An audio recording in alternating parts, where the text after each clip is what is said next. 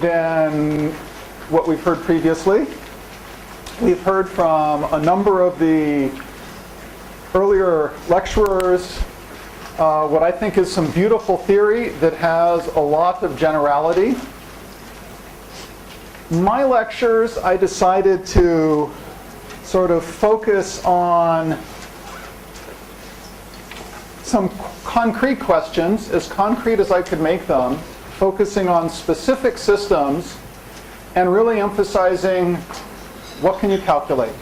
What does it take to calculate some interesting physical quantities which teach you something about thermalization, starting from first principles in some microscopic theory of interest, or at least some microscopic theory that I find interesting. Now, the organizers encouraged me to give a Blackboard talk, so that's what I'm going to do. I warn you, my handwriting is not always the best. So particularly for those in the back of the room, either feel free to speak up when I write so poorly that you can't read it, or move to some of these nice empty chairs in front. Okay, so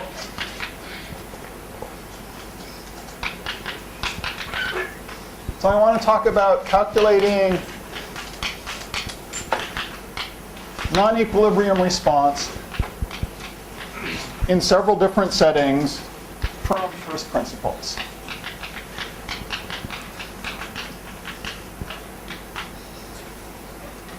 And I want to talk about, well, at least with some definition, real systems. And one of my definitions of real systems is that h bar does not equal 0. So, right, real atoms, real molecules, if you want to talk about how they behave, if you want to talk about their collisions, which are ultimately part of what's responsible for all long-time behavior, that's quantum dynamics. If you want to think about many other systems, whether it's solid-state systems, whether it's early universe dynamics, basically, it's all going to be quantum dynamics at some level.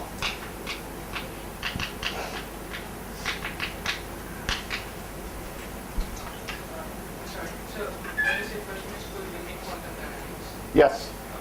I mean, my definition of my underlying theory is going to be a quantum theory, and in particular, it's going to be a quantum field theory. And so it is a microscopic theory as opposed to an effective theory? The starting point will be a microscopic theory, but much of the discussion will be how to connect it with a sequence of useful effective theories. So I will say more about that momentarily. All right. The sort of systems I want you to think about are systems which, on sufficiently long length scales, you can regard as a fluid. So you're free to think about that as ordinary water. You're free to think about that as air. But I encourage you to think about it much more generally. You could be interested in quantum Hall fluids, the behavior of droplets of electrons that form effectively two-dimensional fluids in quantum Hall systems. You could be interested in the plasma in the center of the sun. You could be interested in a variety of other astrophysical plasmas. I mean, there's lots of fluids. It doesn't have to be things that are easy to recreate in a lab. But what is relevant for me is I'm not going to worry about any problem where I have to think about finite size effects. My volume is always going to be infinity, or effectively I'm taking a thermodynamic limit. That also means that I will never talk about a heat bath. The system is the heat bath.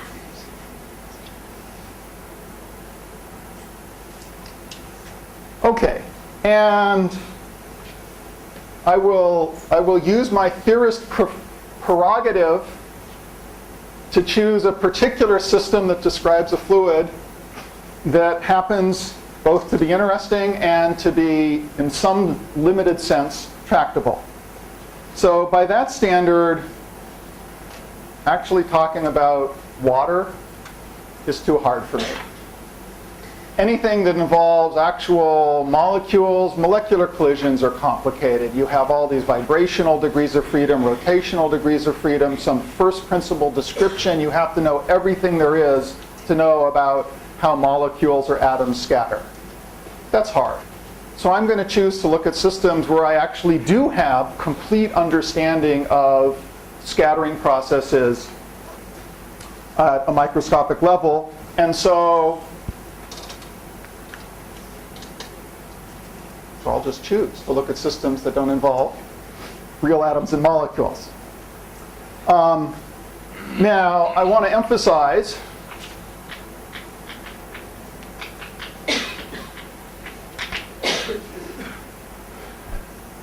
think about condensed matter physics for a second. There's a huge range of systems. Out of the vast range of systems, though, many systems allow a useful description of the dynamics of those systems, or in other words, a useful description of the relevant excitations in terms of what are commonly called quasi-particles.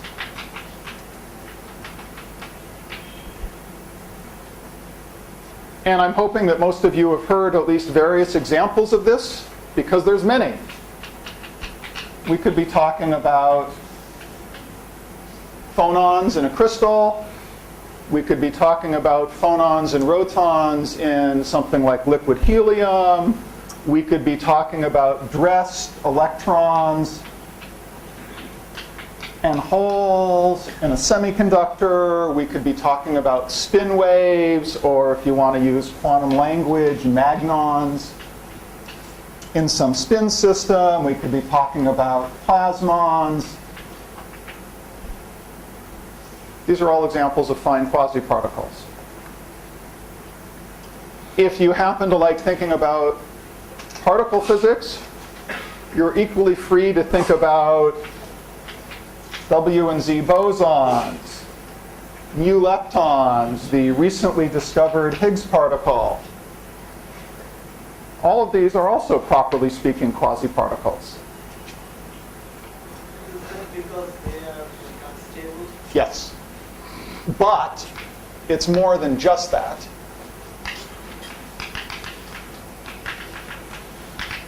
So by calling something a quasi-particle, what you really mean is you're saying it's some sort of excitation. It is typically unstable, but nevertheless it is long-lived and weakly interacting.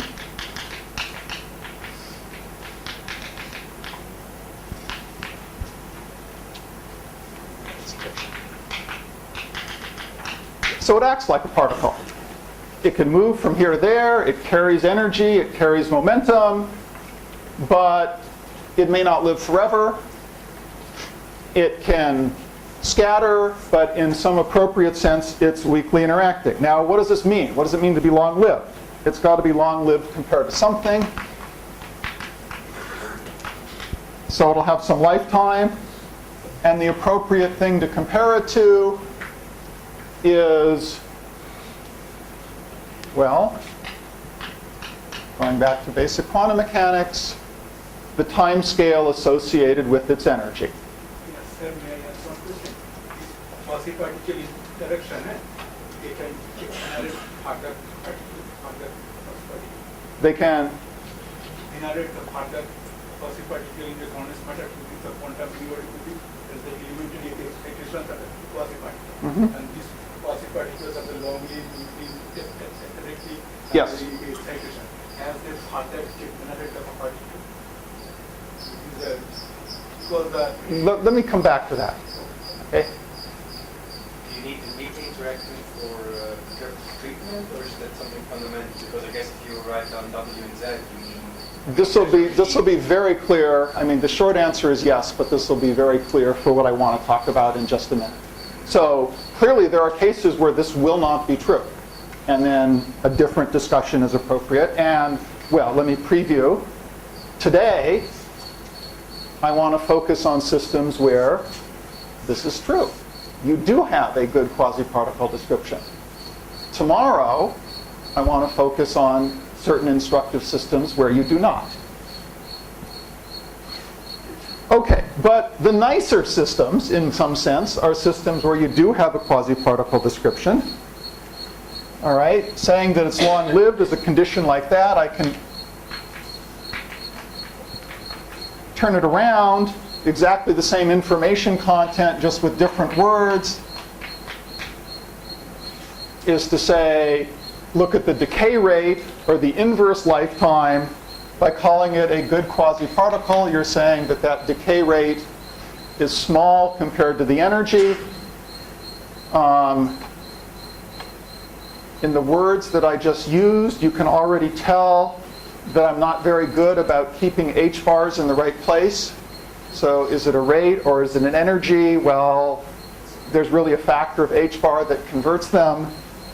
So I will pretty much stop writing h bar momentarily, and for most of my talk, I will use systems of units where I can set h bar and the speed of light and Boltzmann's constant equal to 1.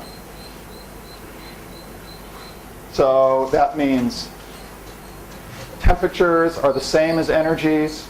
You might as well always think about them that way. It means energies are the same as frequencies, or the same as momenta, or the same as mass.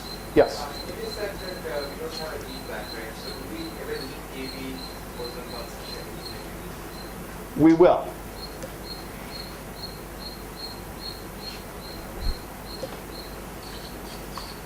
Just leave it at that.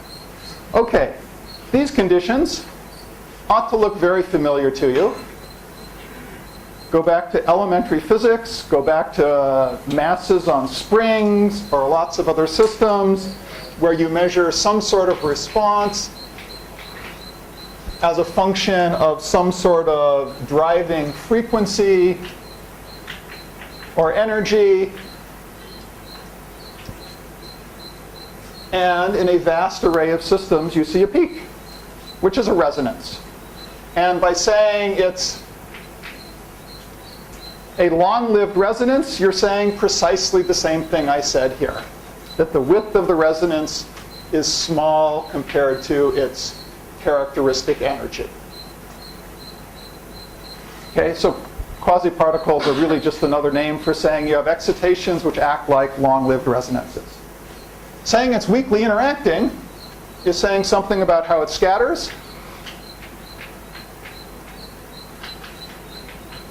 You can talk about a mean free path, typical distance some excitation travels before it scatters off some other excitation. By saying it's weakly interacting, you're saying that distance is large compared to something, and the natural thing to compare it to is the de Broglie wavelength. All right, so in symbols, L mean free path, large compared to h bar over momentum. If instead you want to talk about a mean free time, the time between scatterings, that's the analogous condition.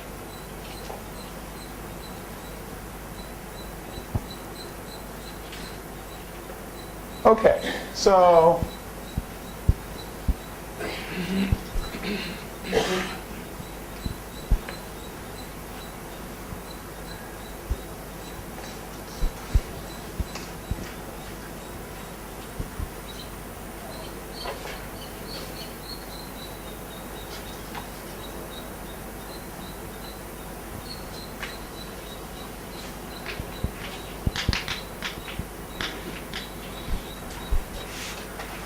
all right, think about distance scales for a second.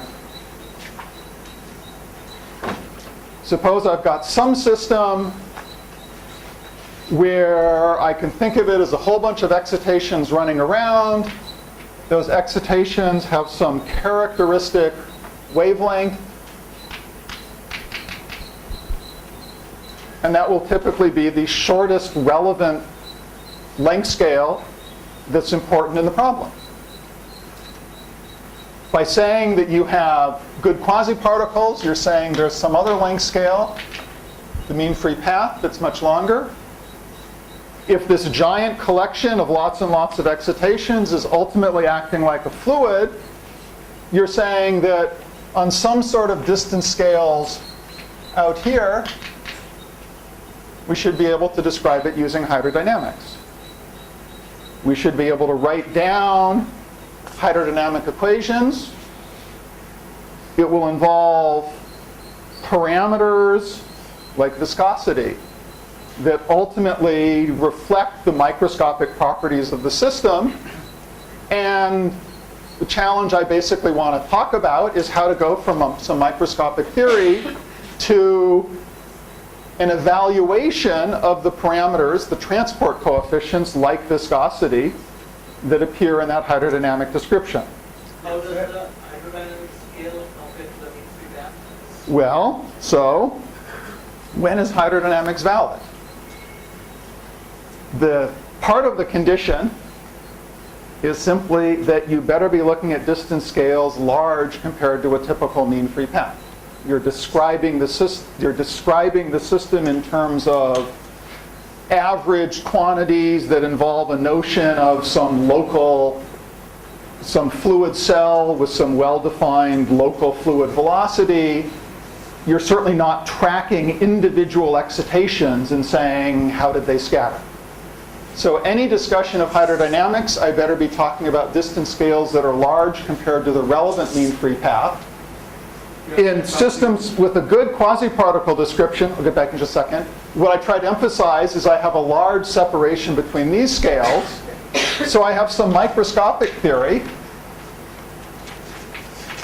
which is valid on all distance scales, but it doesn't mean it's convenient to use. It doesn't mean it's easy to calculate. By having this separation, the point is, it's useful to talk about an intermediate effective theory, and that intermediate effective theory is precisely kinetic theory. And in order to go from microscopic theory to properties of hydrodynamics, it may well be, and I want to argue it is, vastly more convenient to do it in two steps. First, go from a microscopic theory to build a correct kinetic theory with very specific properties characterizing how these quasi-particles interact and scatter, and then use that kinetic theory to derive the appropriate hydrodynamic parameters. Question? Sir, suppose I consider a quantum unibody system, strongly correlated system. Okay? So the strongly correlated system is strong along direction. Okay? And in your hydrodynamic picture, you say that you want to determine transport speed and the viscosity that you can increase. So the whole quantum population of the Coulomb direction is long to the viscosity coefficient. Yes. But I want to emphasize today, for this lecture, I'm focusing on systems which do have good quasi-particle descriptions. And so when you say, let's consider some strongly correlated system, that's exactly the sort of system I don't want to talk about today. Will the kinetic theory be semi-classical, or it will still retain quantum, from there onwards retain still quantum properties?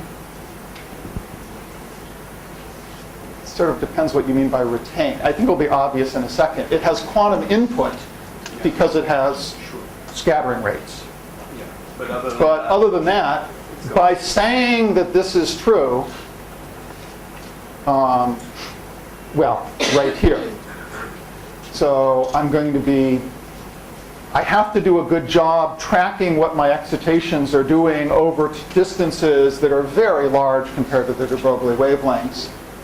I want to argue that when those conditions are satisfied, an appropriate effective theory is basically just classical kinetic theory, provided you adjust the collision terms to represent the correct physics.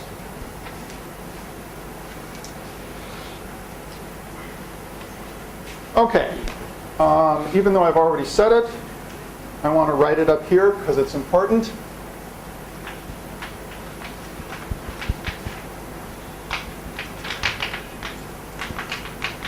A good quasi-particle description implies this large separation of scales.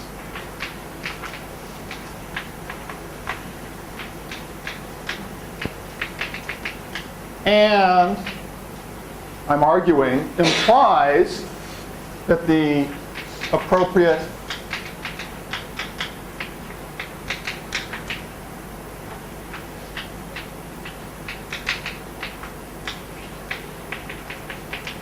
effective theory is kinetic theory. Just a little reminder there not to use the edge.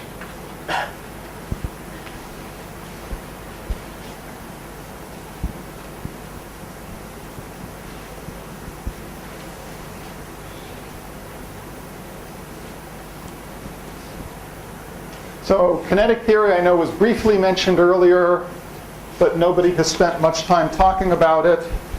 So let me give sort of a quick run-through, which I hope has kind of a familiar ring, but it will be useful to get a number of things up on the board, as well as just show my notation.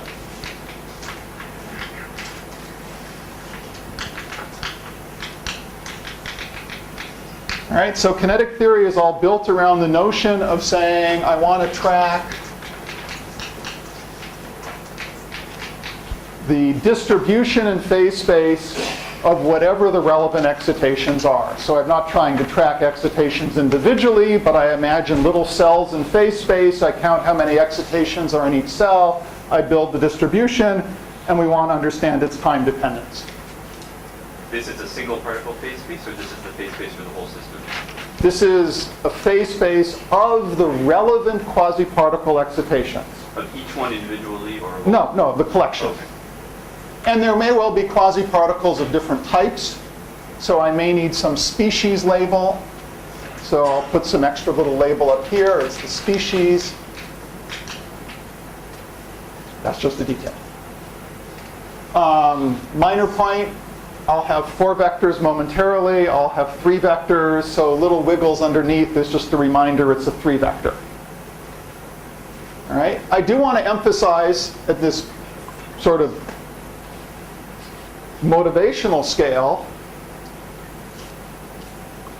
that there are lots of discussions of kinetic theory that frame it in terms of tracking the underlying microscopic particles of a system. That makes sense if I'm talking about a bunch of ball bearings rattling around in a box. But it's really helpful to think about it more generally as kinetic theory is naturally formulated for not whatever the microscopic degrees of freedom of your system are. They're formulated for the quasi-particles, which are the relevant, weakly interacting, long-lived excitations. Just a quick question. Here, its speed is it 3 vectors or 3 m? So 3 vectors. So you are considering only one particle phase space? No, this is a phase space distribution. So the value of this function at some point in phase space is telling me the density of excitations at that point in phase space. Of the single particle phase space. It's a function Yes. on the single particle phase space, not Yes. the phase space for the whole Absolutely. system. Okay, good. The only systems I'm talking about, what you just thought of as the full phase space, is some infinite dimensional manifold. I do not want to think about that. You do not want to think about that. Just only you were thinking about the quasi-particle. Correct. Okay, so given a phase space distribution, you can now calculate things which may be of interest. If we're talking about fluids and hydrodynamics, ultimately that means talking about energy density or momentum density or stress is relevant. I might as well package them together and just say that's talking about the stress energy tensor. I'll write it that way. I will write a little bit shorthand here.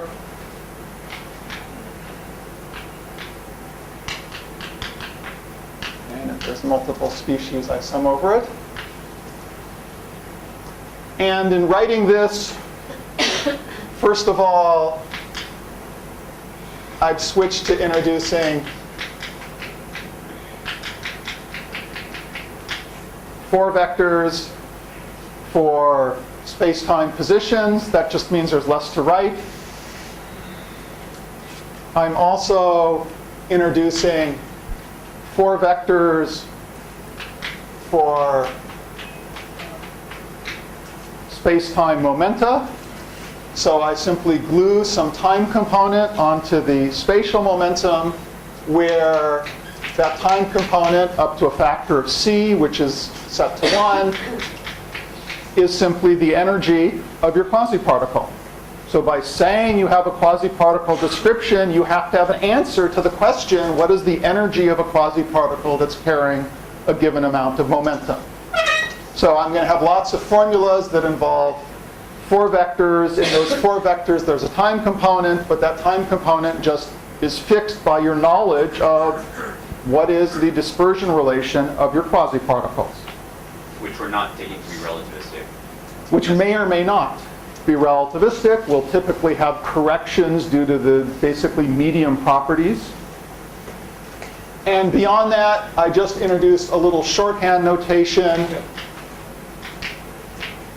Integrating over P really means integrating over all spatial momentum, but with the factor of 1 over the energy thrown in. And that's convenient because in cases where it is relativistic, and there's a relativistic relation between energy and momentum, this is a Lorentz invariant measure on momentum. So far this is not 1. You haven't said anything.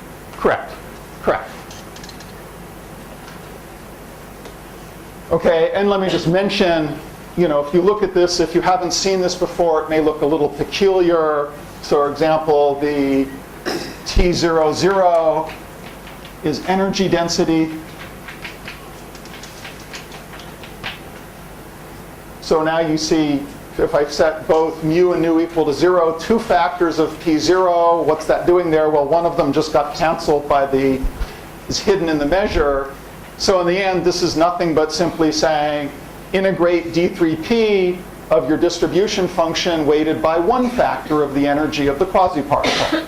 That's exactly what should look appropriate. That's what is appropriate for the energy density evaluated at some point in space-time. Just I missed one point. In the integration of the P, that R2 of P written in the 4-vector notation, EQP is quite okay with me. But why with the P, but the D omega set? This is a 3-dimensional integral. It's not a 4-dimensional integral.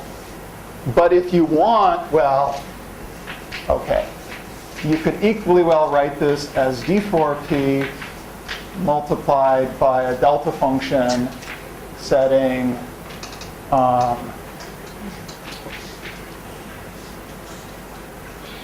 didn't want to write this because this gets into metric conventions, so let me write it as I'm not going to write it. For Lorentz invariant theories, you can write that nicely in terms of a delta function that puts the particle on shell. And if that makes sense, that's fine. And if it doesn't, that's fine. Delta function in terms of Laurent invariant, delta omega square minus delta E. That's right. But however you do it, you can easily show that this is a Lorentz invariant measure. Okay.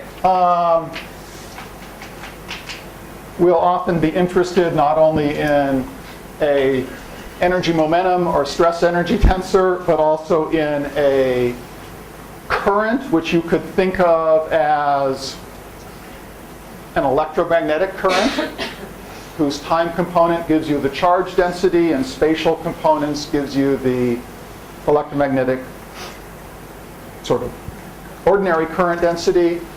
You're free to think of this as a current in other cases, which is really a mass current, whose time component gives you the mass density and whose spatial components give you the flux of mass. All right? In either case, what is it? Well, it's simply counting up all of your quasi-particles, weighting them by how much of this current do they carry. All right? So that's a single p mu. That's sum over all species. Your distribution function, but typically weighted by some factor that could depend on the species, which is how much charge or mass or whatever this current refers to is carried by a particular species of quasi-particle. Okay, and then the dynamics is the Boltzmann equation.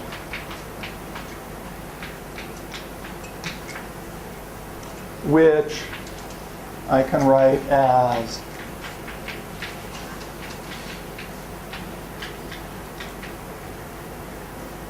a term like this. Maybe you'll have some external force you want to turn on. That may or may not be there. In any case, this linear differential operator acts on the distribution function and equals some ugly right-hand side, which I will just write schematically as a collision term. And hiding here, these first two terms form what's often called a convective derivative. You need to know what the velocity of your excitation is. But if you know the dispersion relation, then you know the velocity. More precisely, group velocity.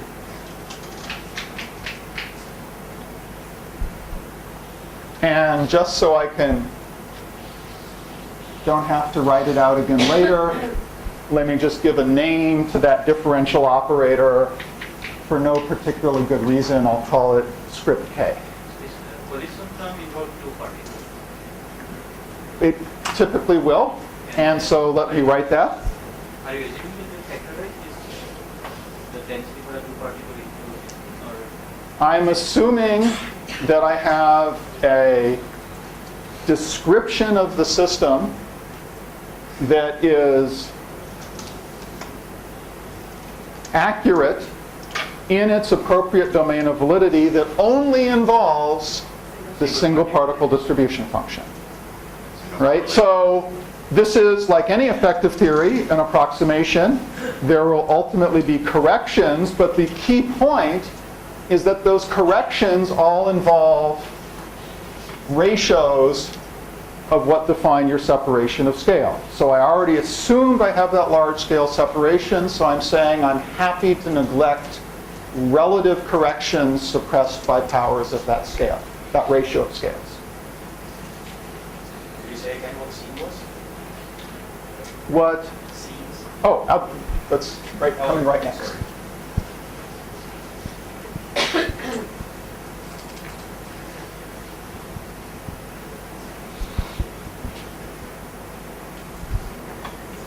Okay, so the collision term.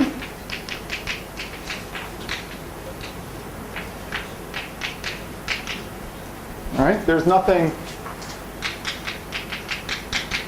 special that I'm writing that's any different than what Boltzmann wrote however many years ago. So a collision term is simply an accounting for what's the rate at which excitations either enter or leave the particular phase space element that you're focusing your attention on. So if I have some sort of two particle scattering processes that are relevant, all right, I could have some excitation with momentum p coming in, scatters off some excitation with momentum k, turns into some excitations with momentum p prime and k prime. That would be a case where a scattering process removes an excitation from my phase space element with momentum p. Of course, I can draw exactly the same picture, but where momentum p is the momentum of an outgoing particle, And P prime and K prime are the incoming momenta. Yes? Does your Boltzmann equation allow for decay of particles as well? Or is that too small? That's an excellent question, which I just prefer to come back to in a little bit. Does the Boltzmann equation describe decay of particles? Well, how can that? Only the collision term, if at all it could, it has to be in the collision term, right? I mean, the Boltzmann equation is just that. Yes. The collision term could. Okay, but I'll talk about it right now. In effect, yes. Right? You're not putting decay of excitation somehow hiding in the left-hand side, but decay of particles, decay in this sense, think of it as saying you had some complicated system, you looked at it at some instant in time, and you noticed there was an excitation of some sharply defined momentum P. And now you just wait. Saying that excitation decayed, that word sort of carries connotations which may be misleading. It's simply that you looked at the system at some later time and you failed to find that same excitation with momentum P. Well, that's what happens when it scatters. Right? The scattering processes are the same processes which are giving you the actual width in that resonance that underlies your picture of a quasi-particle. Okay, let me just get this up here. I want to integrate, so I'm looking at scattering processes where the incoming or outgoing momenta of one of the excitations is my choice and is fixed, but all the others I integrate over. There is some transition rate, which quantum mechanically is the square of some transition amplitude, so that's the way I'll write it. There's some transition amplitude depending on the momenta of the incoming and outgoing particles. Take its absolute square. Demand that energy and momentum conservation be satisfied, which I'll write together with a single four-dimensional delta function, and then account for the fact of how often does the scattering go one way and how often does the scattering go the other way, and that depends on the phase space distribution of particles. And so this is where you get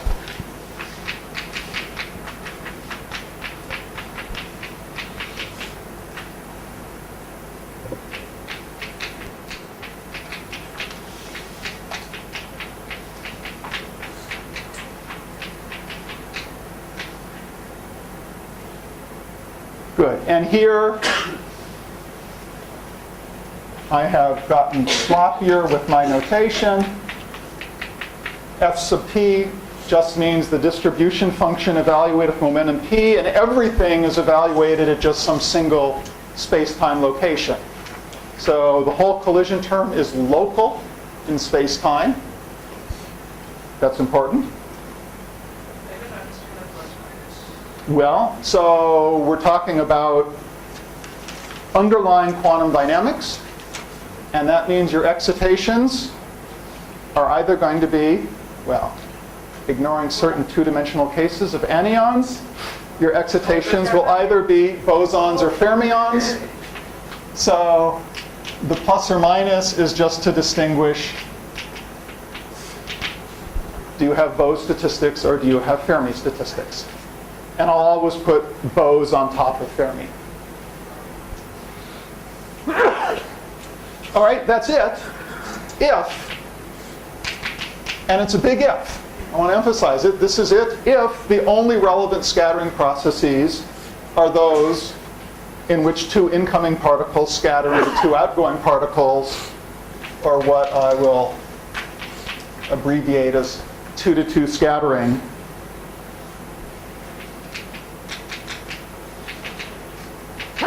Is the only relevant process. Sorry. Is it trivial that it has to be local in space all the time? Well, again, I go back to my separation of scales. So ultimately, that's certainly not true. I mean, real scattering events have some microscopic scale. It actually involves energy or momentum dependence of the relevant scattering amplitudes. All right, but once again, I'm assuming I have a good quasi-particle description with mean free paths large compared to microscopic scales. I just erased my picture of relevant scales, but this kinetic theory is never intended to apply to scales where you would resolve that internal structure.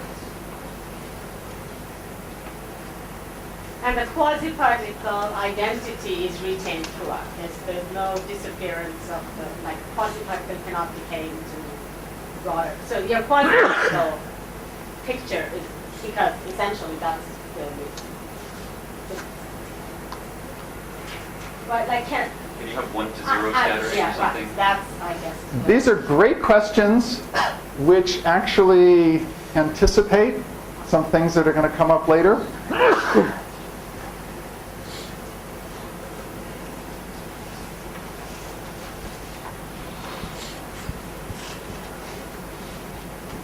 Now, it is true that by saying you have a good quasi-particle description, it had better be the case that you can understand conservation of energy and momentum in terms of your quasi-particles.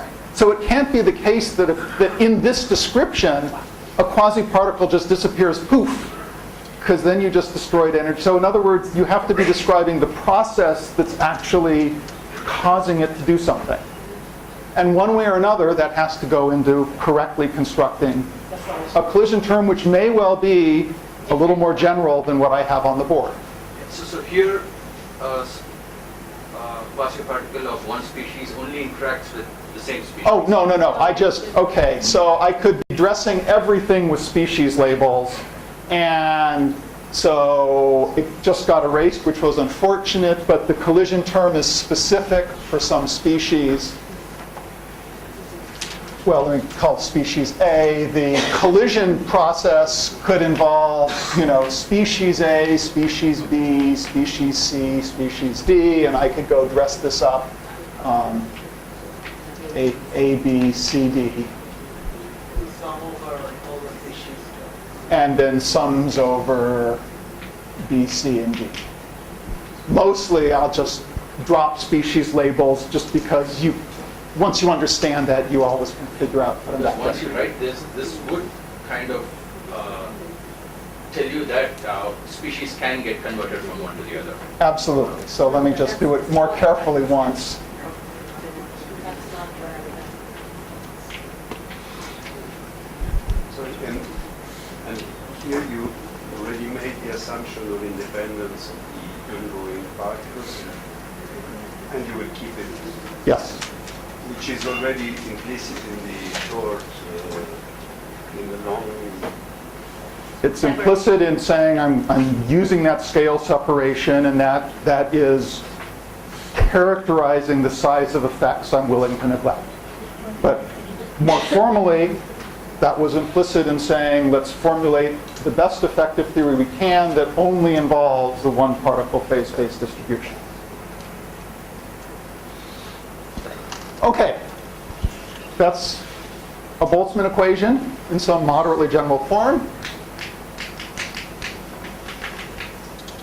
It's easy to say, what are its solutions in equilibrium, where there's no spatial or temporal variation, and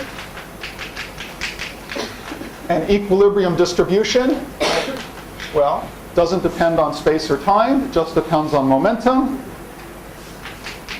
I'll write it as F sub 0, just for convenience, and I want to be slightly general in how I write this. And now I'm not really worrying about species labels, and just to keep it simple. All right, and here we have nothing but a equilibrium Bose or Fermi distribution function where beta is 1 over the temperature. I admire those of you who can keep writing Boltzmann constants everywhere throughout your lecture. I cannot do it. I have chosen to write this equilibrium distribution, though, in a form in which the average momentum of the excitations need not be zero. That's just reflecting your freedom to look at a system in any coordinate frame you want. I can look at it in a boosted frame, and so I have some fore velocity, I'm calling u, which is characterizing the rest frame of an equilibrium ensemble.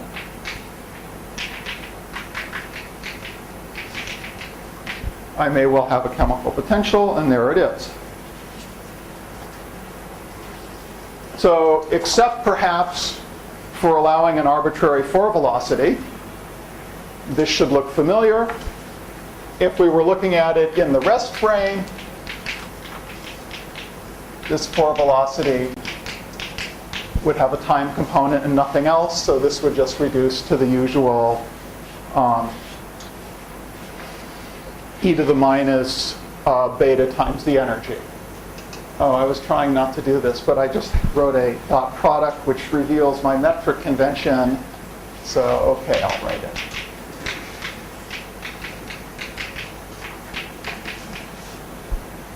The only sensible metric convention to use. Okay, so the Boltzmann equation, which is no longer up here.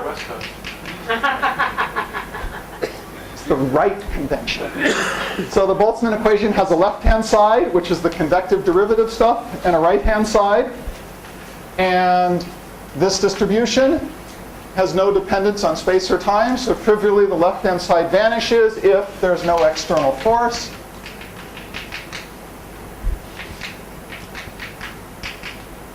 A short exercise shows you that even when you know nothing about, well, almost nothing, about these transition amplitudes, the right-hand side also vanishes for a distribution of function of this form. Well, the one thing I have to know is that these transition amplitudes satisfy detailed balance. Or if you like to be a little more formal, that I'm looking at a sensible theory, and all sensible theories are CPT invariant. So this, given the initial properties of the initial particle, the final is already determined by the momentum and energy models. So I don't understand why you have 3 or 4 F's in this equation. I don't know. Oh, good. So, given specification of the momentum of one initial particle, well, obviously the particle it scatters off of can have any momentum, so that's one of the things I'm integrating over. Given specifications of the momenta of the two particles coming in, the momenta of the two excitations coming out are not fully determined. That's just saying you can have, for the same initial incoming particles, you can have scattering events which have different scattering angles. Or if you want to think about it classically, it comes from having different impact parameters. But when the dust settles, that says the momenta that comes out, well, there's one independent momenta, but not two. I wrote it as if there's two independent momenta, but there's a delta function which you could use to eliminate any one of the external four momenta. What if LHS equal to 0? So this is saying the left-hand side, so take this distribution function, plug it into the Boltzmann equation. I just can't write whatever written after If the external force, ext, right? So the left-hand side had time and space derivative terms, and it had a term that involved an external force dotted into a momentum derivative. Right? If that term vanishes, then it's immediate. The left-hand side of the Boltzmann equation equals 0, as long as we have a theory whose scattering rates satisfy detailed balance. A short exercise, so the right-hand side equals 0, so this is a nice equilibrium distribution. Okay. For this meeting, my appropriate perspective is equilibrium is boring. Stuff just sits there, nothing happens, boring. So what we want to do is understand departures from equilibrium, and much physics, not all, but much physics can be understood by examining small departures from equilibrium.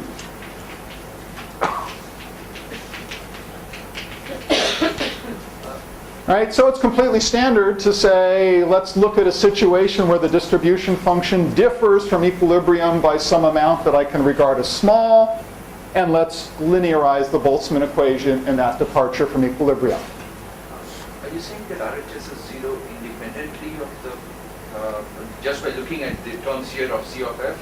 Or are you saying that it's RHS is zero because LHS is zero? Is that what you're saying? Or are you plugging in the F naught of P into this?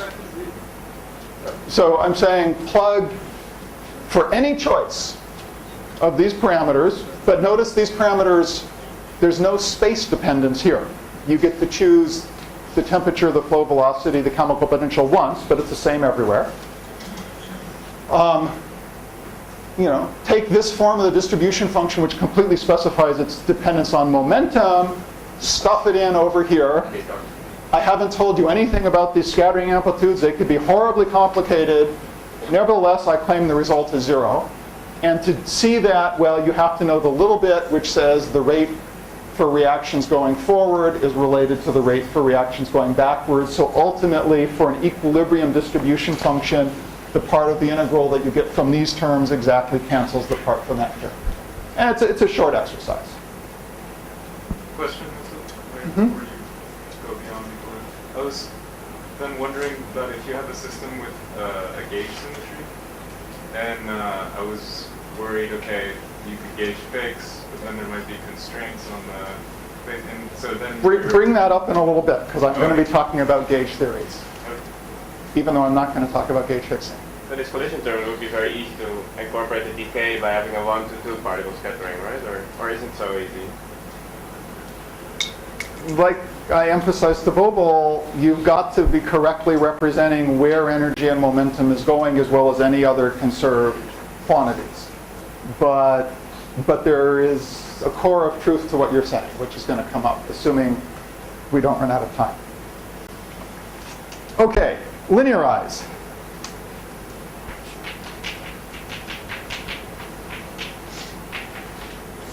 Take the distribution, write it as an equilibrium distribution, except now I do want to do something which is perhaps a little strange. I want to give it some x dependence by saying I use this equilibrium distribution function, but I suddenly allow beta to depend on space-time. I allow the flow velocity to depend on space-time. I allow the chemical potential to depend on space-time. But all this dependence on space-time, I'm going to assume is slow. So they're non-vanishing derivatives with respect to space-time coordinates, but that in some appropriate sense those derivatives are small. But as long as those derivatives are non-zero, this will no longer satisfy the Boltzmann equation.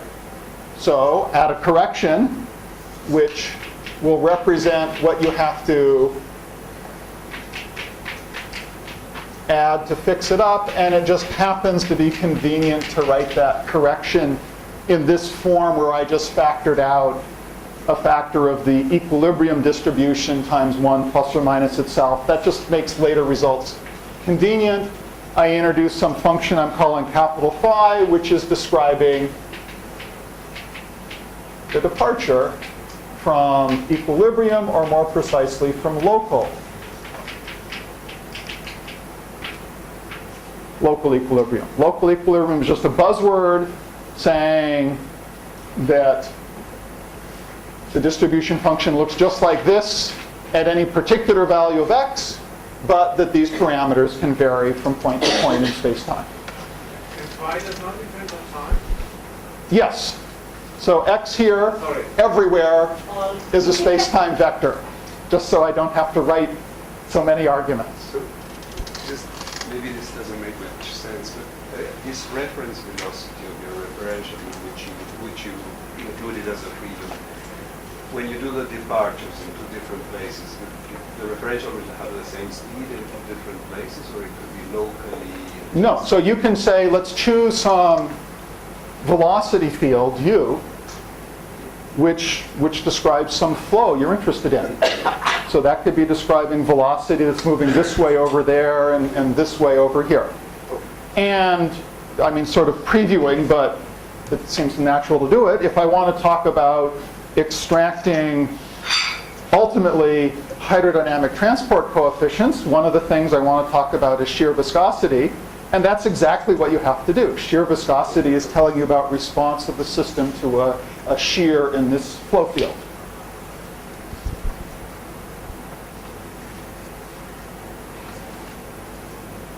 Okay. And small here means small gradients. Is what yes. Is F0 shouldn't depend on X, or should it? I just made it depend on X, but only through this implicit dependence via the parameters which labeled equilibrium states. Okay, so take that, stick it in the Boltzmann equation, and when I say linearize, I mean keep first-order terms that are small. Those small first-order terms are either terms that involve the gradients of these functions, which I just allowed to be in there, but I said were small, or they involve phi.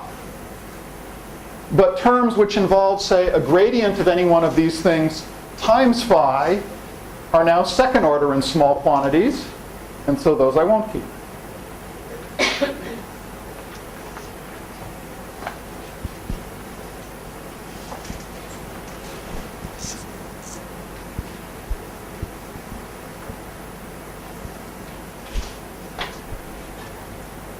Okay, so go back to the Boltzmann equation, go to the collision term, which I just erased, evaluate the right-hand side. Well, that was the collision term acting on the first piece, and I just allowed spatial dependence in this first piece, but remember the collision term is completely local in space. So this cancellation that makes the collision term vanish in equilibrium also makes it exactly vanish even if I have time or space dependent parameters. All right, then take that ugly collision term, expand in the second term. What you're going to get is some big mess of stuff multiplied by, well, you're going to get terms which are linear in this departure from equilibrium. I don't want to write them down. I mean, it's straightforward. You can work it out. It's kind of ugly. I just want to give it a name. There's some linear operator. I'll call it strip C, acting on phi. If I normally do this for regular time equation, not no boson I need to write down conservation laws for my local integral state to determine linearization of conservation equation, right? Because the time derivative is using cohort and gradient. I don't need that formalism to do it here. Because if my energy momentum and chemical potential density are conserved, then time derivatives of those quantities are going to be proportional to gradient. Yes. In order to linearize my Boltzmann equation, I need to invoke the conservation law. Yes. But I want to emphasize that's not an additional input. It's just I skipped over it. So we had a Boltzmann equation which we said defined the dynamics of the system. I wrote down expressions for stress energy tensor or conserved current in terms of the distribution function. It's now an exercise to check that if you satisfy the Boltzmann equation in the absence of an external force, then you've actually satisfied conservation equations for the stress energy tensor. In other words, you've satisfied local conservation of energy and momentum. That was automatic because in the collision terms, there was that delta function that was just explicitly enforcing energy and momentum conservation. There's no way it could not have worked. Maybe I'll understand when I speak. Thank you. Okay, so we have terms linear in the departure from equilibrium. We have higher order terms, which I'm ignoring. This thing C is a linearized collision operator.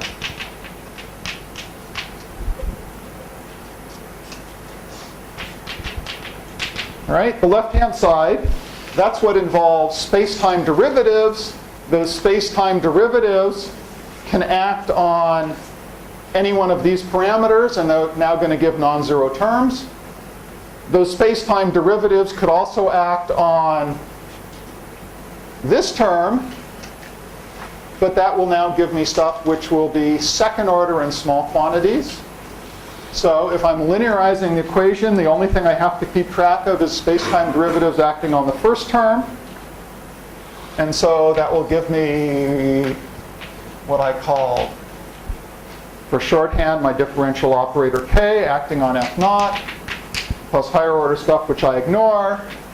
And this, I just want to emphasize, right, involves stuff which is gradients of inverse temperature, chemical potential, or fluid velocity, or I'll allow an external force back in there, and I'm imagining if there's an external force, it's now a very small one that you turned on to probe the response of the system.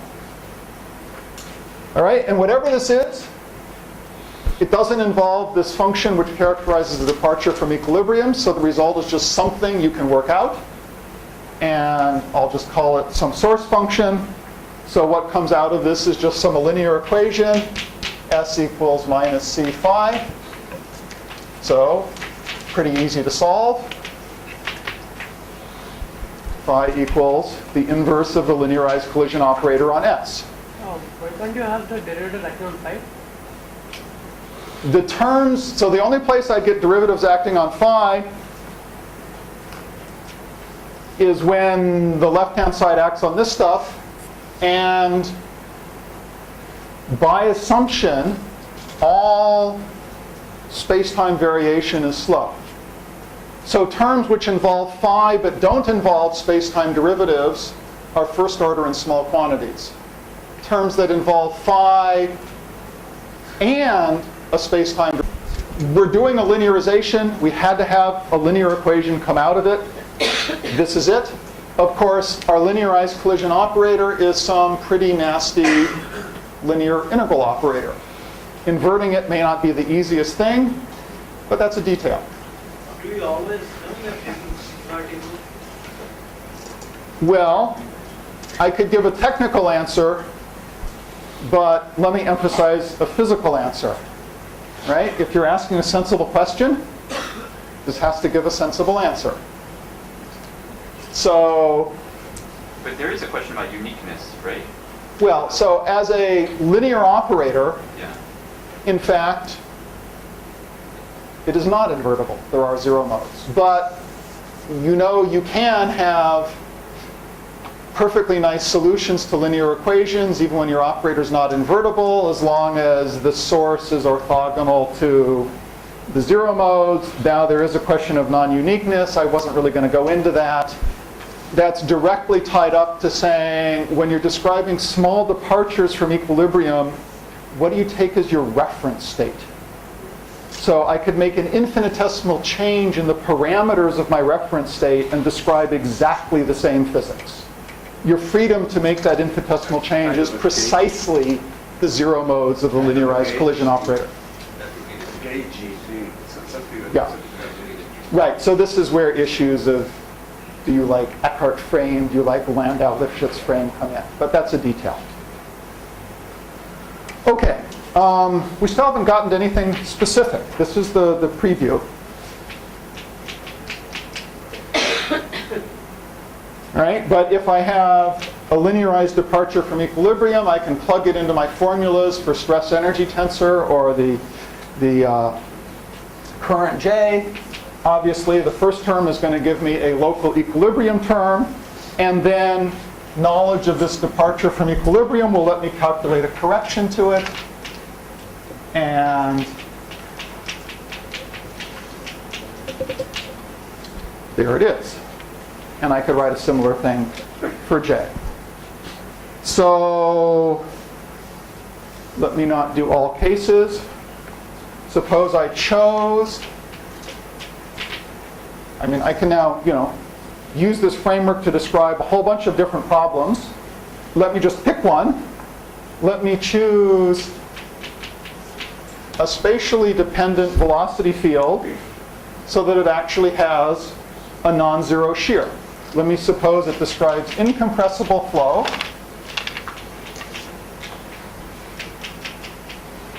with shear.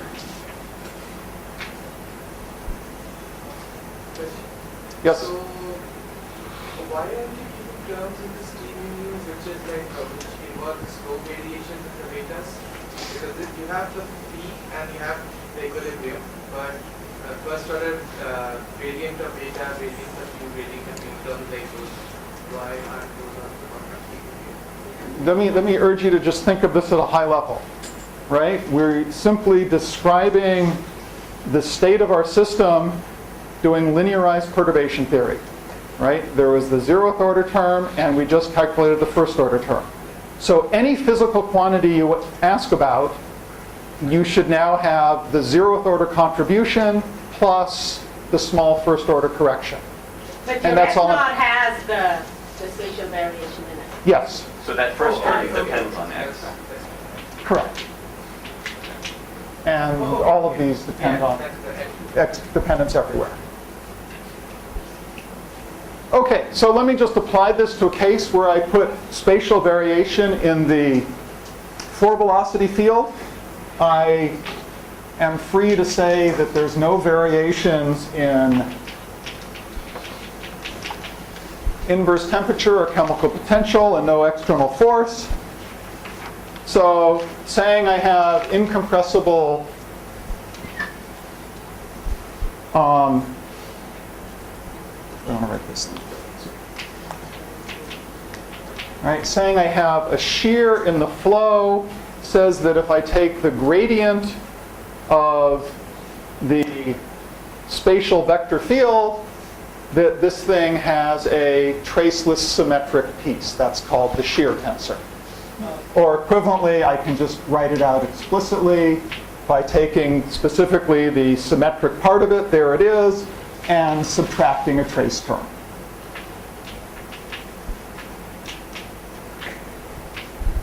All right, so by saying I have shear in the flow, I'm saying this is non-zero. By saying it's incompressible, I'm actually saying the divergence vanishes. I'm free to say let the curl of the flow vanish so there's no rotation in the flow. If that's true, then this is something that's going to appear in the source term on the left-hand side of the Boltzmann equation. Solving this linear equation is going to produce a response. That response has to be linear in the shear, because that's what's driving this departure from equilibrium. So I might as well write that departure from equilibrium as precisely this shear in the flow multiplied by some function on phase space, which then really has the dynamical information. So this is essentially just factoring out what amounts to the amplitude of the shear of the flow. You can now take that form, you can stuff it in here for the stress energy tensor. You can specifically look at the spatial part of it, Tij. You'll find a piece which looks just like the pressure of an equilibrium fluid, whose spatial part is just diagonal, proportional to the identity matrix multiplied by the pressure. But this term will give you a correction. You'll get a correction which is proportional to the shear in the flow times something. And by definition, we call that something up to a sign. Change in equilibrium, we call that the shear viscosity.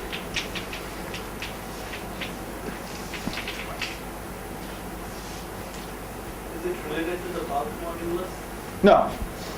So I could have asked a different question, which is what's the response if I put in a flow field which has a divergence?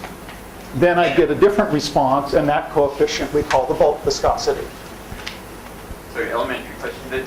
The C operator does not contain derivatives. Correct. But S has derivatives of U, but then we decided that, oh, I see. Yeah, okay. The derivatives of U are hiding here in the source term, Yeah. right? So I'm getting a response that's just linear in that driving term. Okay, so what I just called eta. All right, but you put together what I've said, and you now get a recipe for calculating the shear viscosity. Right? You calculate the particular source term that this form of gradients of the velocity give you. You go solve this linearized integral equation. You take this departure from equilibrium, you stick it back in there, and you read off the coefficient. It turns out I can write that in sort of a cute way. Up to some number here, and for absolutely no good reason, I have it normalized this way.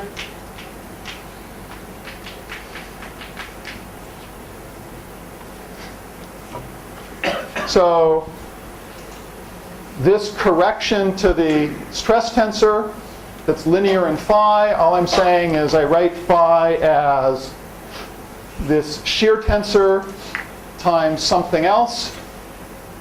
I can just rewrite this integral. I can pull out that shear tensor, write everything that's left over. Everything that's left over will be some integral over momentum space of, whoops, that phi was now supposed to be a chi, of this sort of rescaled departure from equilibrium times stuff I get from the source term, and I've just chosen to write this in a slightly more abstract notation, where I've just introduced an inner product that's nothing but what I had up there a moment ago. And I did it just so I could say, if you actually put things together, you find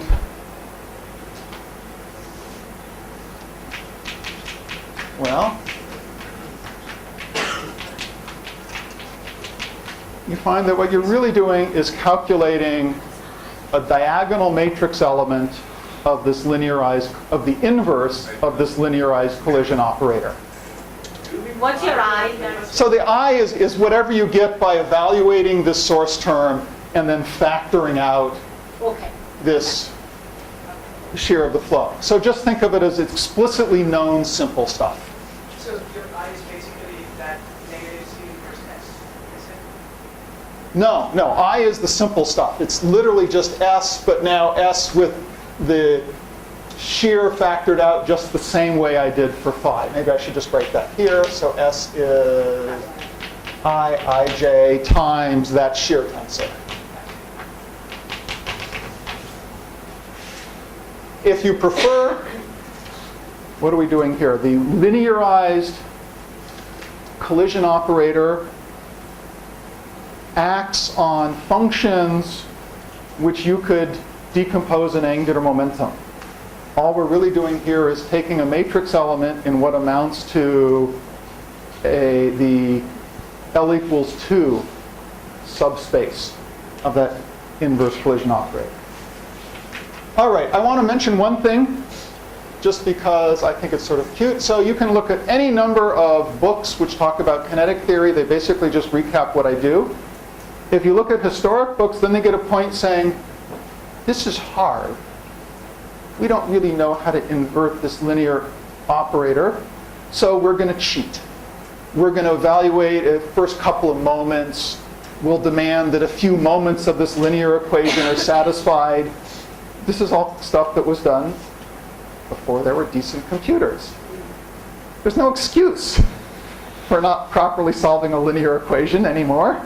You might as well do it. But it's nice to observe that this has a beautiful variational formulation.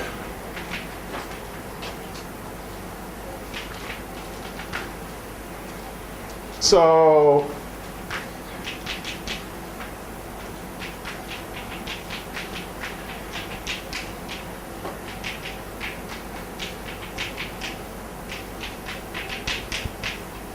I will just assert that if I define some simple quadratic form, a short exercise, which only now involves the collision operator itself, not its inverse, simply minimize that quadratic form and you get the right answer. And this is actually really nice if you're really doing calculations. So now you just choose some decent basis set, you really turn that into just a finite dimensional matrix, and you do it. So what is the dimension of the matrix? It's 16 by 16? No. So this is, go back up to here. So we're acting on a vector space, which is arbitrary functions of spatial momentum, except they're really rank 2 tensors that are functions of. So that's our infinite dimensional vector space. And that's what we're supposed to be doing this in. So in practice, you choose a finite basis, which approximates it. You do a sequence that gets bigger and bigger, and you make sure you do a good job. So are you implicitly summing over I and j? Yes. And ij refer only to the spatial indices? Yes. So I'm still, this is the nature of this C operator that we're supposed to infer. So C does not contain derivatives. Correct. So it acts ultra locally Correct. on its argument. It only knows about the momentum space dependence. So that's what you're adjusting here. You're saying in this departure from equilibrium, how does that depend on momentum? Where is your density of quasi-particles? For what momentum are they bigger? For what momentum are they smaller in this particular non-equilibrium state that you're solving for? So the spatial, oh I see. So that's why your integral is only over momentum there? Yes. But in momentum space, it's kind of a non-trivial operator? In momentum space, it's non-trivial and non-local because that's intrinsic in collision, okay. right? That's the structure of the collision term. When am I supposed to stop? Yeah, a few more minutes. You started we like started 15 late. minutes late. Yeah, so 1:15.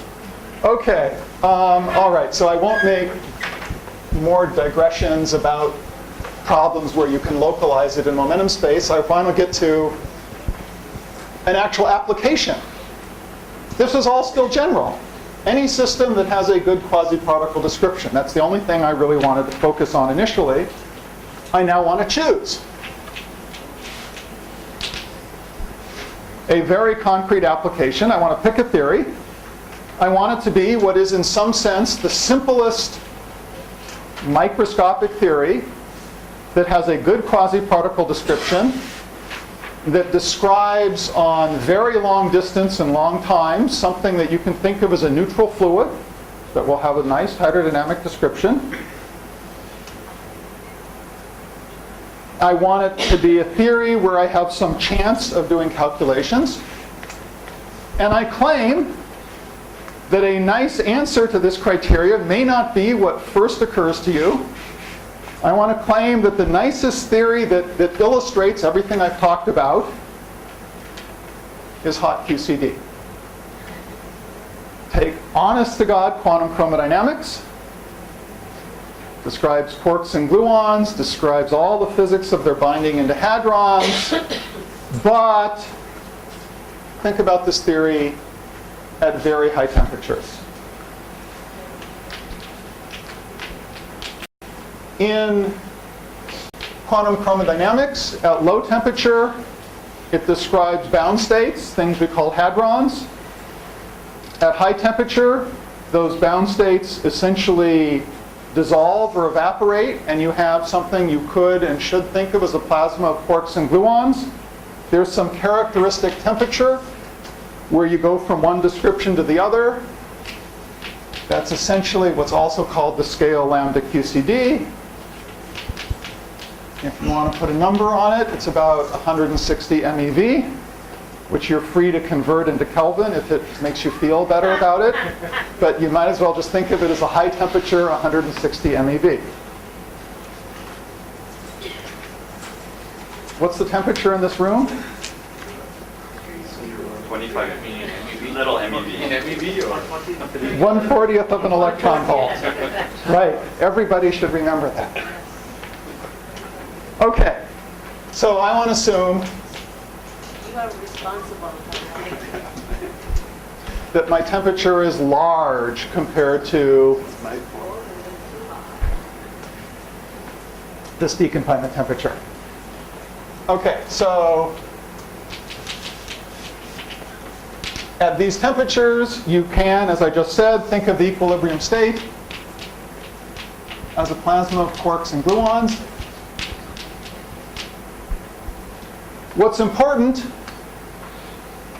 is at QCD, the strength of interactions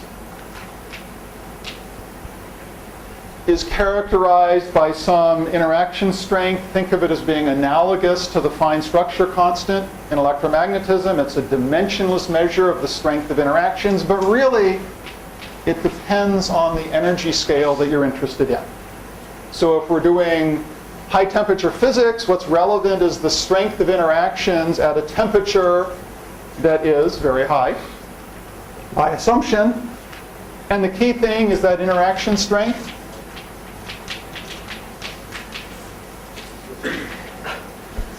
decreases as the temperature increases. A property known as asymptotic freedom.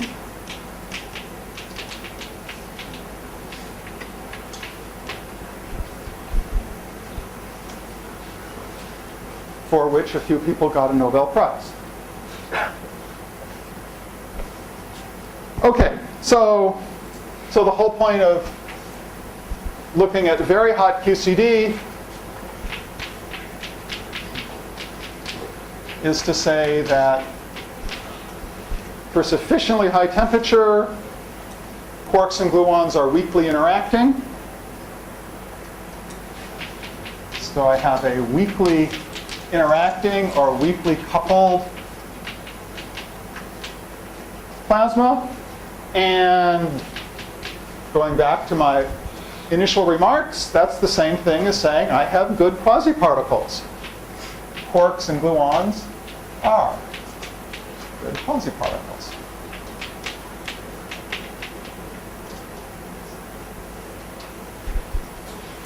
All right, this is a highly relativistic plasma.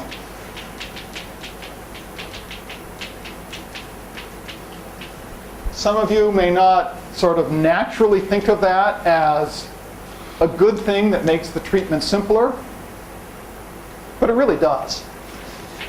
It means I don't have to distinguish energy scales from momentum scales. It means I don't have to worry about the velocity of excitations being different for ones that have small momentum or high momentum. Effectively, all my excitations are moving nearly at the speed of light. The energy is nearly the same as the magnitude of the momentum, up to a factor of c.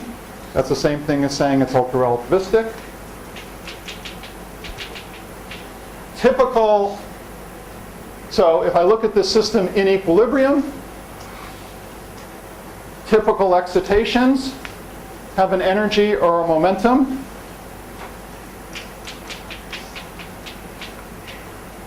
which is comparable to the temperature.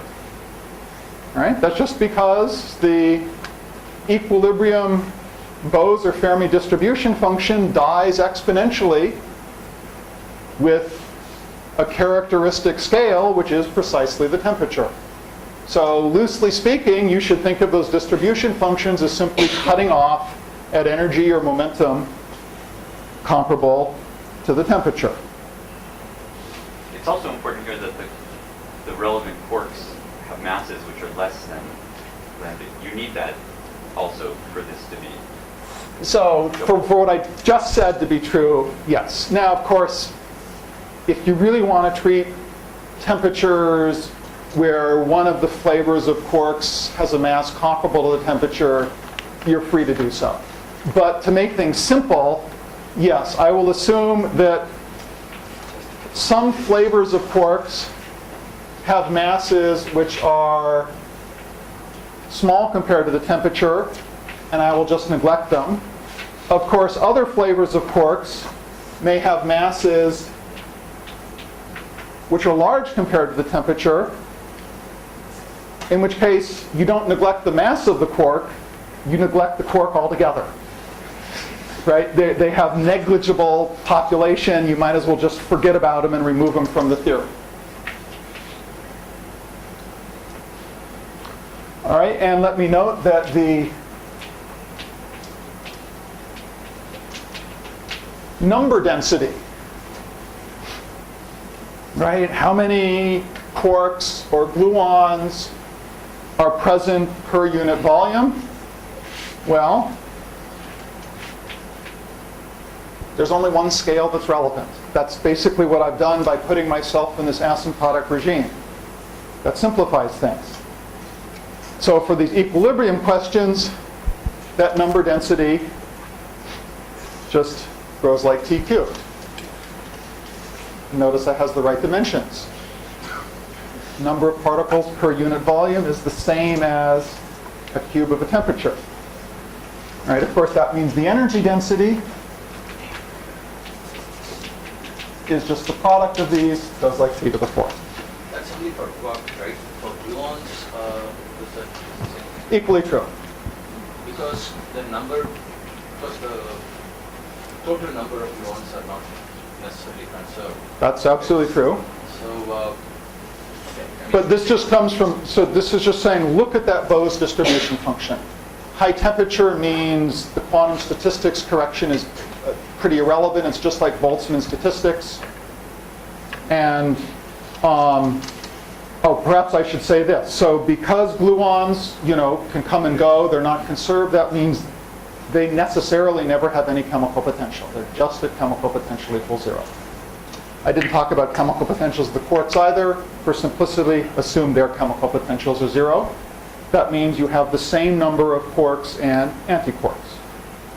But in all cases, their number density scale like t cubed. I'm ignoring factors of 3s and 8s and pi's, all of that stuff.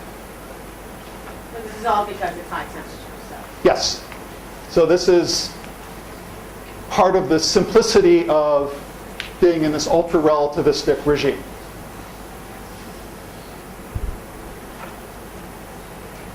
Okay. So that's the end of the introduction. So we now have a specific theory. Now, I should have commented at some point, we know that if I want to calculate shear viscosity, there's a Kubo formula for it. I could talk about extracting that shear viscosity as some limit as frequency goes to 0 of some txy correlator at exactly 0 spatial momentum. I could have started talking about that without ever talking about kinetic theory. I could say I've now got a specific microscopic theory. I could start doing perturbation theory. I could write lots and lots of Feynman diagrams. Say, what's the big problem? Let's go calculate this. That approach is horrible.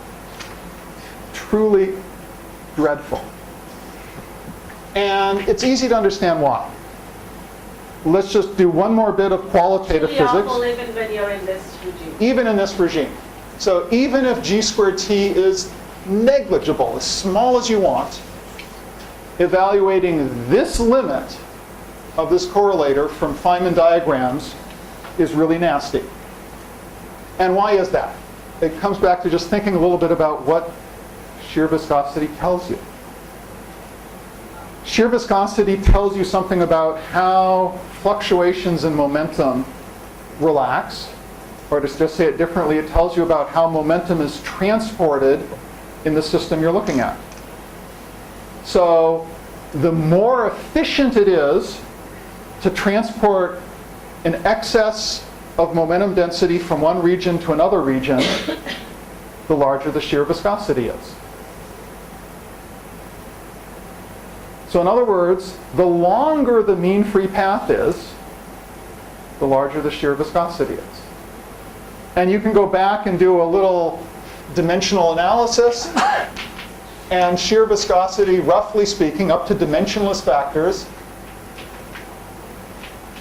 behaves like energy density times mean free path.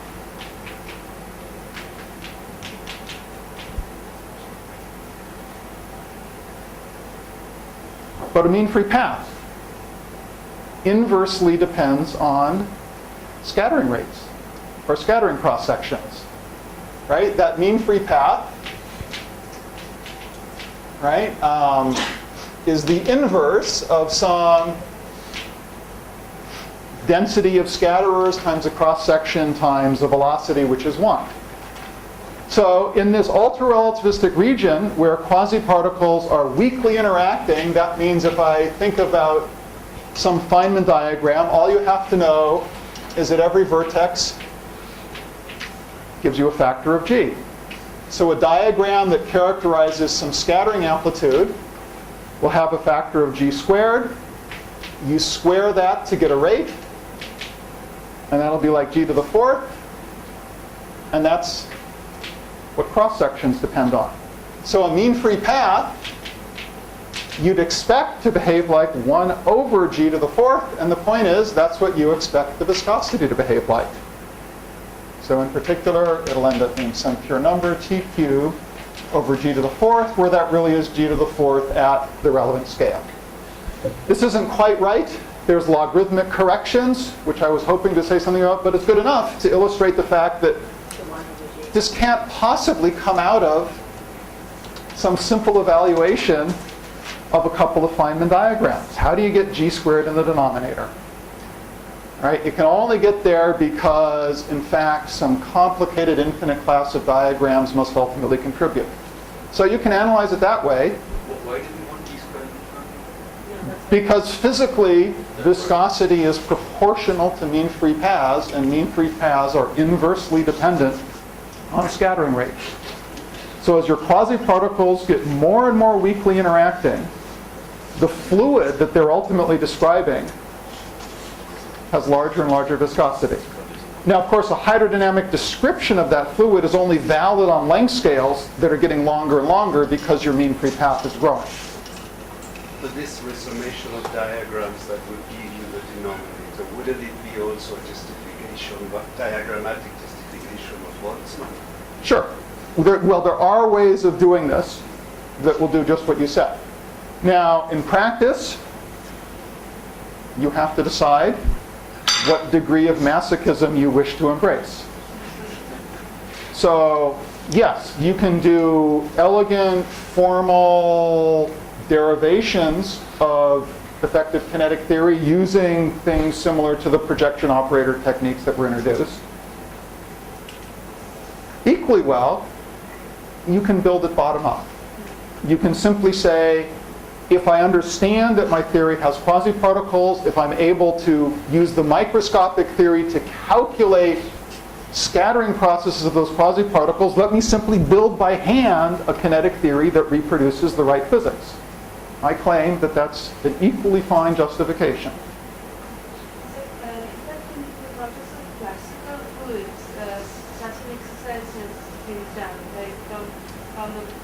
Bottom up or the top down? Right. Even in this context of hot QCD, what I did with my collaborators was bottom up. Sang-Young Zhun in McGill assigned a graduate student the task of reproducing our calculation of shear viscosity really by identifying the diagrams that contribute. And he did. I would never have given this to a graduate student. It's horrible. It took him 2 years, but he did. So does your argument imply that going from microscopic theory to kinetic theory, you really need non-perturbative physics, even if the coupling is very, very small? Whoa. So because I would naively think if I would not describe this as needing non-perturbative physics. Right? The physics of the scattering of my quasi-particles is something I can understand with weak coupling methods. The problem is you're asking a question. It's all in the question. It's not in the physics. You're asking a question which, as I showed a moment ago, depends on matrix elements of the inverse of the linearized collision operator. So you have weak coupling. That means you can actually construct that linearized collision operator and make sure it reproduces the right physics. That's fine. And then you just have to go through the exercise of calculating the relevant entries of the inverse of that collision operator. That doesn't mean the physics is non-perturbative, it just means you asked a tricky question. So what you said would also apply to conductivity or other... Absolutely. Absolutely. I just happened to choose shear viscosity in my example here. If I had more time, we're happy to talk about it with you. We could be doing diffusion constants. We could be doing electrical conductivity. It's all exactly the same. Is it possible to actually measure the viscosity of high energy quarks and gluons? Good question. So now this takes us into a more phenomenological question about where, to what extent can one really produce such a system? And the short answer is either you're talking about very early universe physics, or you're talking about the physics of heavy ion collisions. And in the latter context, to actually extract it from the data is not terribly clean, but you do a lot of work modeling what comes out of the heavy ion collisions. And I think there's very compelling arguments that you constrain the shear viscosity within a factor of 2. And then we can quibble about exactly just how tight those constraints are. But I just made a jump there from a whole discussion which was really only valid in asymptotically high temperature heavy ion collision. And that was a big, not terribly well justified jump. And I shall say a little bit more about that tomorrow. Okay, I've run out of time. I did want to say I had hoped to talk a little bit more about actually building the terms that go into that collision operator. Some of them are really simple, these sort of 2-to-2 scattering processes, although you do have to put thermal corrections on the internal lines.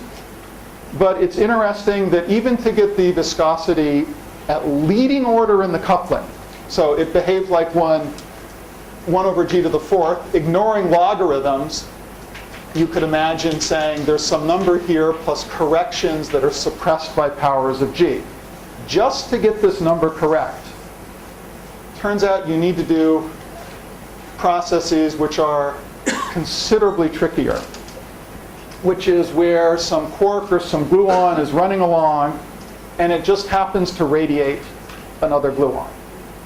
And in a vacuum, this can't happen. This is like a massless particle just suddenly splitting into 2.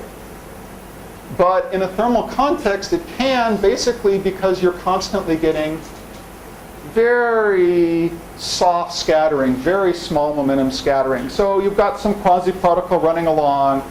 It happens to have a tiny little scattering that barely changes its energy or momentum, but that's still enough to give it a little wiggle.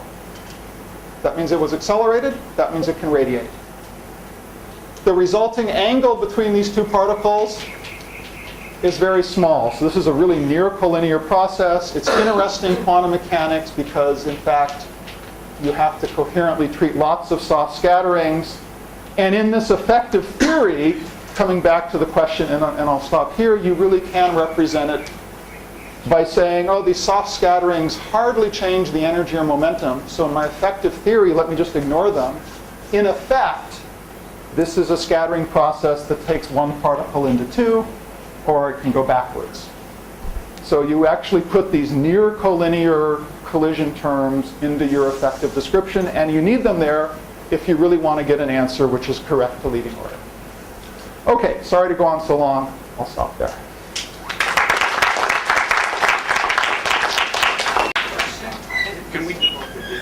Let's do questions.